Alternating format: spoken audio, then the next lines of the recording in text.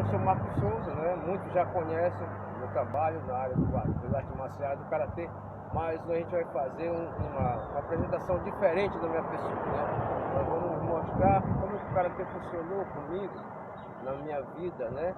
Cotidiana, e principalmente o início de tudo, porque eu me dediquei a aperfeiçoar o karatê na briga de rua, né? Em briga de rua. Então a gente vai contar, já que foi em Santarém, a gente vai contar esse movimento que nós fizemos aqui, né? De guerrear entre gangues, entre bairros, onde a gente liderou por muito tempo, tá? Então aqui é a casa do Arigó, onde um grande amigo nosso, né, ainda permanece a mesma coisa, Ivaí, e lá o canto do Zé Gabi. Aquela esquina lá era onde a gente se reunia, a média de 20, 30 componentes para sair para guerrear, né, nas festas e brigar. Essa aqui é o cruzamento da Cid Vasconcelos com a Rui Barbosa. Era o pedaço mais quente, mais perigoso na época, dos anos 80. Era a gangue mais forte que tinha.